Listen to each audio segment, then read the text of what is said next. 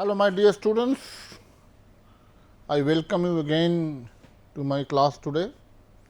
I am Dr. Abhijit Majumdar, working as Professor and Director of Noida Institute of Engineering and Technology, Pharmacy Institute, Greater Noida.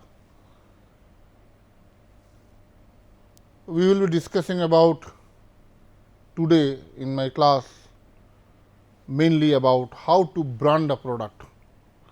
Basically, we will be talking of the product branding, why branding is so important, what benefits you get for branding, and how to take it to the next level. This is what we will be discussing in the class today. Now, let us start with product branding. First, restrict ourselves to the process called brand. What is a brand? Any idea? Now, brand is basically a name, sign, term, symbol or design or combination of any one of them. That is, it is a name, sign, term, symbol or design or a combination of any one of them intended to identify the goods and service from one seller and to give an unique identity for that product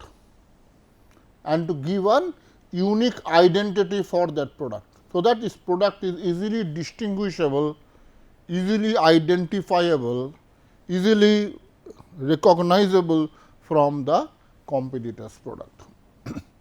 That is what we are calling as branding. Brand means naming, namkaran. So, American Marketing Association defines brand as a name, sign, term, symbol or design or a combination of them intended to identify the goods and service of one seller or a group of sellers and to differentiate them from those of the other sellers. So, the thing what we need to highlight here is it may be a name, sign, term, symbol or a combination. This is the purpose.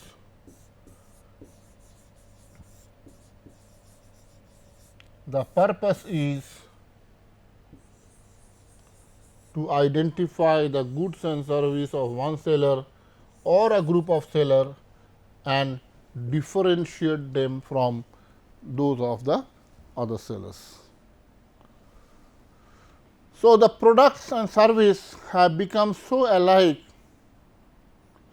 that they fail to distinguish themselves by their quality, efficacy, reliability, assurance and care.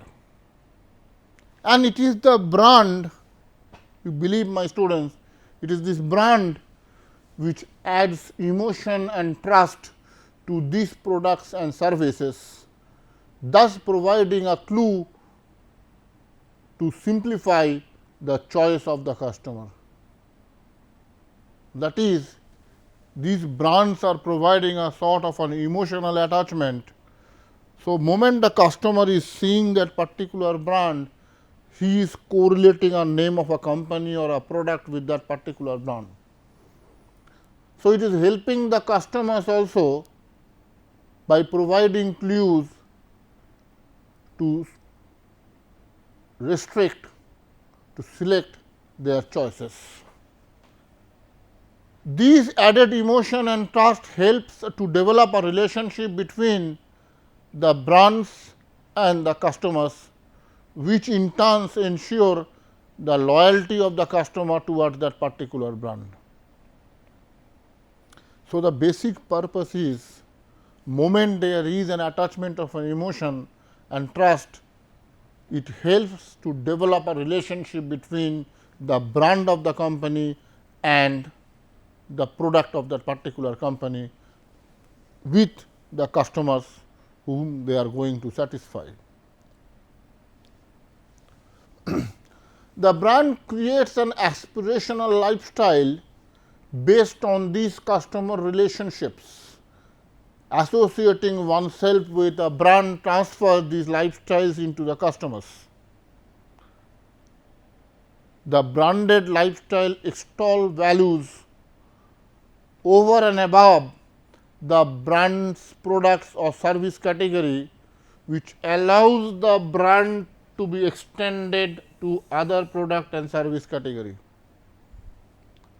That is, if you are in a position to create a brand of an image of your company, it will not only give benefit for the product which you are talking of, but will also help you to give or extend your benefit to similar other products and services which the company offers. Thus, it helps in saving the companies the trouble and cost of developing newer brands while they are entering into a new lucrative unknown market.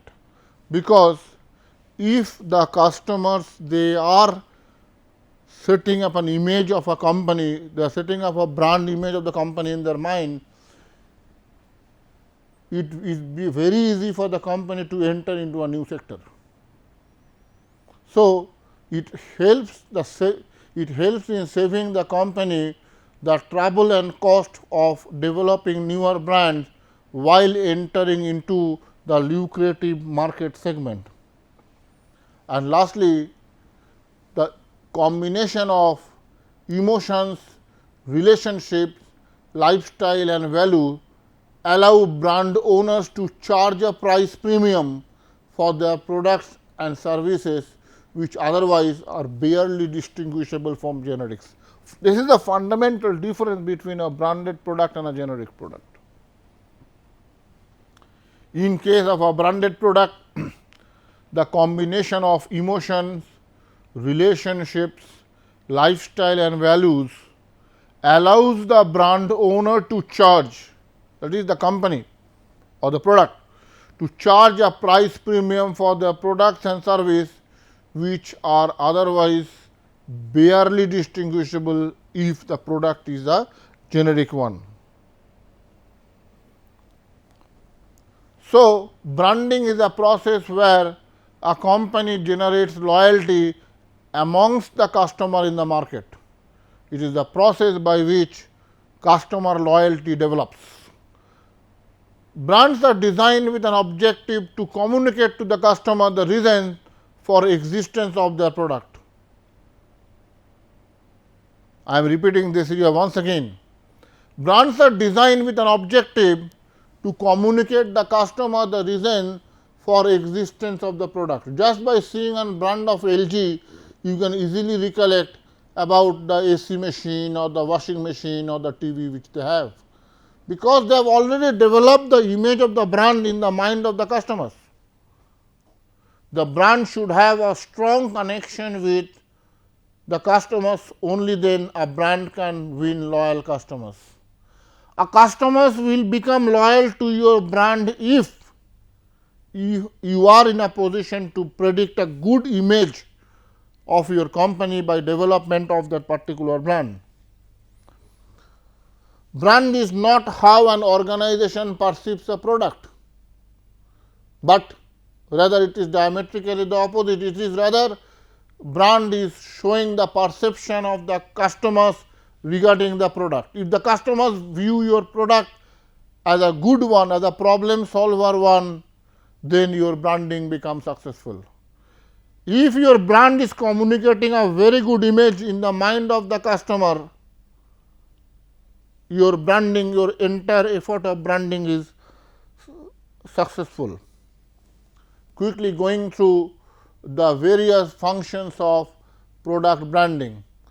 Branding is designed to differentiate the product from other competitors. Number 1, brand is like a message to be communicated to the target market about the product and its usage.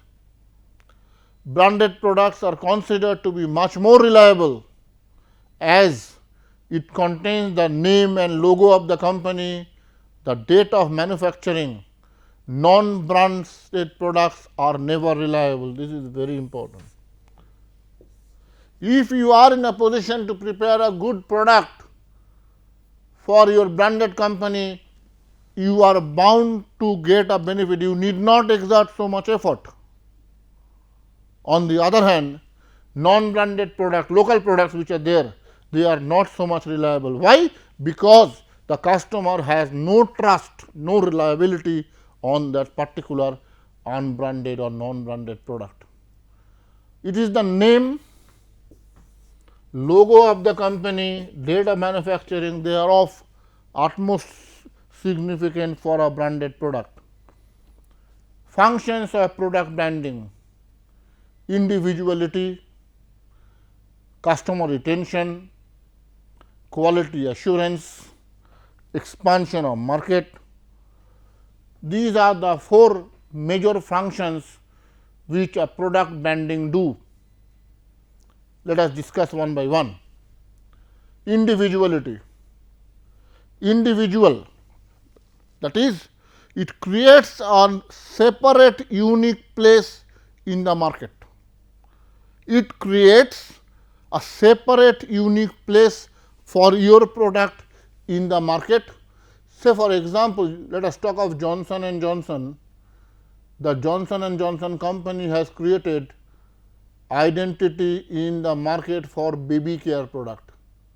Whenever we are talking of a body lotion, baby powder, immediately the name of Johnson and Johnson comes at the back of our mind, which indicates that Johnson and Johnson has created an identified feature. They have created an identity in the mind of the customers for the baby care products. Customer retention. As I have told you, that product branding creates loyal customers who require a good quality product. Next is quality assurance. Branded products are normally perceived as a very good quality product. They are always with proper packaging to prevent the loss, to prevent the wastage of the product. Quality of a branded product will be same across the world, whether you purchase from Delhi or you purchase from Chennai or you purchase from Kolkata or you purchase from Mumbai. If the product is a branded one, remember the features, the quality are bound to be same across the globe. Next, expansion of market. Due to popularity, it is easy for a branded product to expand the market and the customer base. Due to popularity, it is easy for a branded product to expand the market and the base of the company. Why? Because the customers are already inclined towards the organization. So, whatever product you prepare, the customers are likely to accept it. The role of brands: it identifies the maker, it simplifies the product handling process, it organizes good accounting, above all it signifies the quality. Above all it signifies the quality, it protects the product from the other competitors, it gives the unique shielding nature for your product if your product is a good branded reputed product. It creates barrier to entry, it serves as a competitive advantage, it gives you a liberty, it gives you a privilege to price a bit higher. People won't mind to pay some money more for a product which is reputed, for a product which is branded. So, it helps to secure a price premium. So, whatever you are investing to develop a brand loyalty, you are in a position to charge from the customer. So, The primary role of branding, I am repeating once again, identify the maker, simplify product handling, organize accounting, signifies high quality, create barriers to entry, serve as a competitive advantage and secure price premium. Now, what are the criteria for selecting a brand? A brand must be memorable, it must be significant, it must be likable. Memorable means memory. It should be, the people should be in a position to recollect moment they sees the brand. It should be easily known. The people should be easily recollecting their brand. So, the brand should be easily known, the brand should be easily recalled. The brand should be significant. What do I mean by significant? Significant means it must be influential as well as it must be expressive. I will explain with the help of certain examples later on. The brand should be likable by the customers, that is, they should enjoy. It should be interesting and fun producing. It must be aesthetically attractive. It must not be unethical.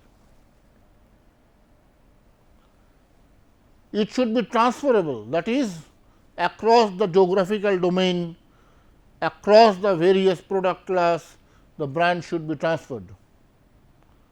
The brand should be adjustable, that is, it should be updatable as well as flexible. The next characteristic of a brand is it must be significant. It should be lawful, it should be competitive. Now, the following feature, the features which I discussed with you a few minutes back, all must be there whenever we are creating a brand. This is a slide which shows some of the brands of some of the reputed companies.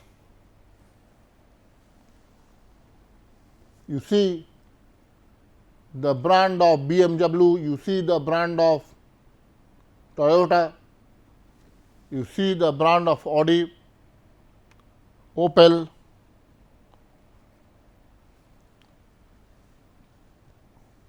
Moment you see at the picture,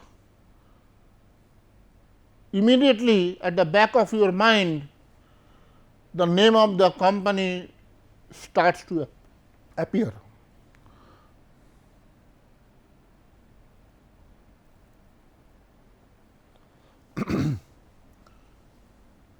I have taken some views on the brands. John Torella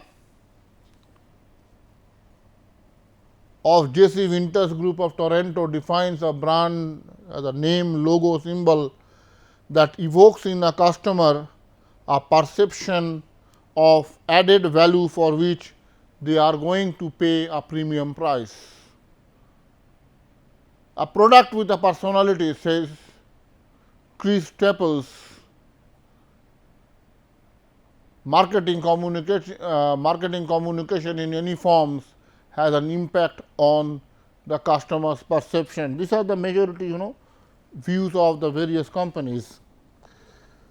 So, the degree of customers' attachment to a brand is what we are calling as brand loyalty. Loyalty, whenever you are telling that a person, this friend is very loyal to me. Loyal to me means the friend is very closely attached to you.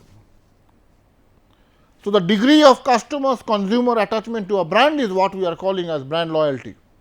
There are three important features. One is recognition, preference and insistence. Recognition means awareness of the name and benefits and package. Preference means useful, customers will buy if they are available. Insistence means they will search for it. They will not buy until they are getting that particular brand. I have given an example of Coca-Cola and Pepsi and Apple and so on. Now, we are moving to brand equity. Brand equity is the added value which is endowed on the products and service, which may be reflected in the way the customers think, feel and act with respect to a particular brand. So, brand equity is the added value which is endowed on the products and the service, which are reflected in the way the customers feel about your particular brand.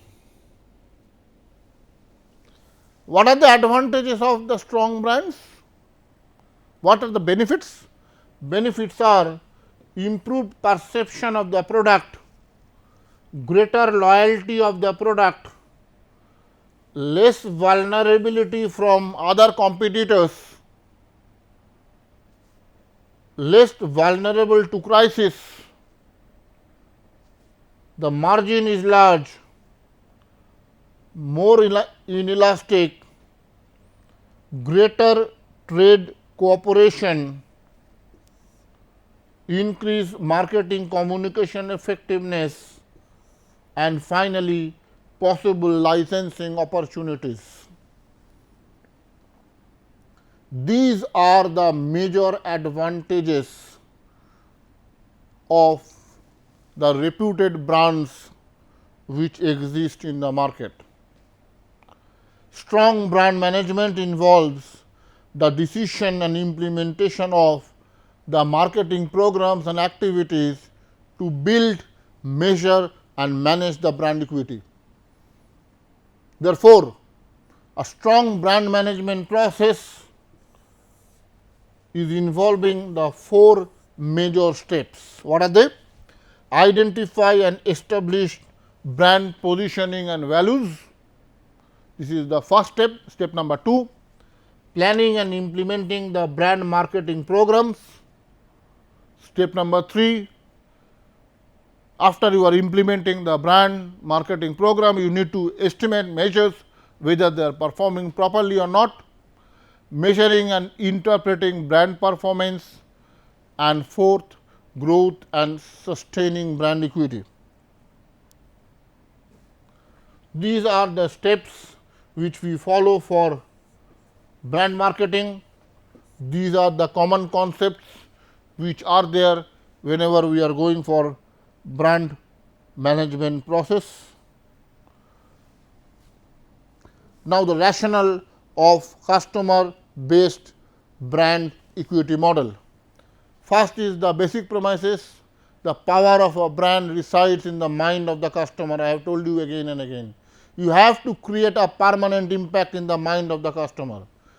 Challenge is to ensure customer has the right type of experience with the product and service, and their marketing program should create a right brand knowledgeable structure in the form of thought, feeling, image, perceptions and attitude. Next, the customer base brand equity program. Basically, it is a form of a pyramid where we have salience, imaginary, performance, judgment, feeling and resonance, which I will be discussing subsequently.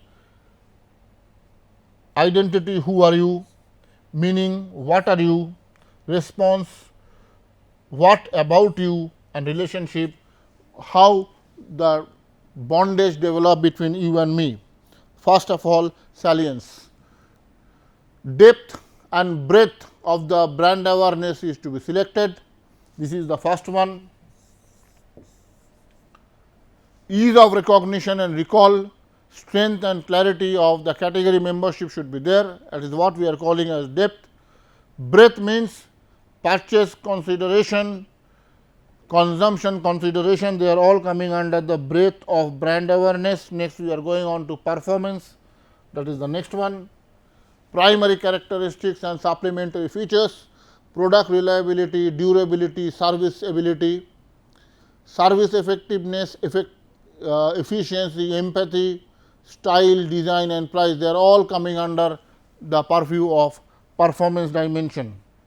Next is imagery dimensions, where we are mainly going on for the user profile, demographic as well as psychographic, actual or aspirational values, group perceptions, popularity.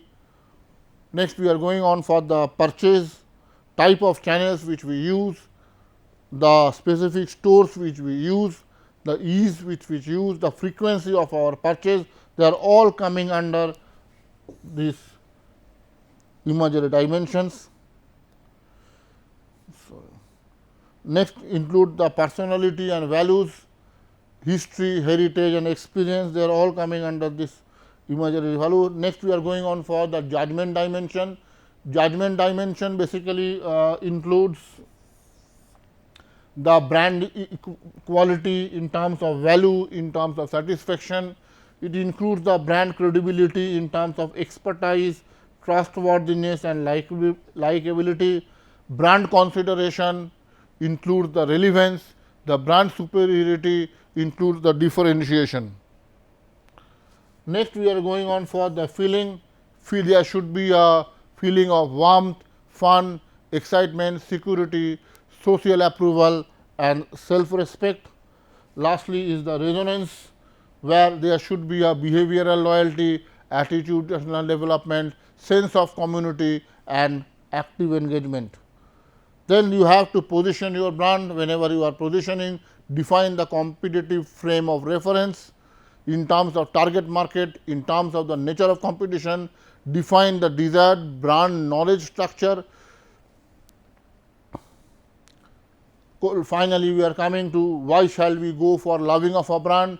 The branding force management is basically done to articulate, plan and manage what they want the brand to achieve for their organization during the next 3 to 5 years down the line, in terms of the consumer growth, in terms of the revenue, in terms of profit contribution. These are the main reasons why any organization they love to go for branding.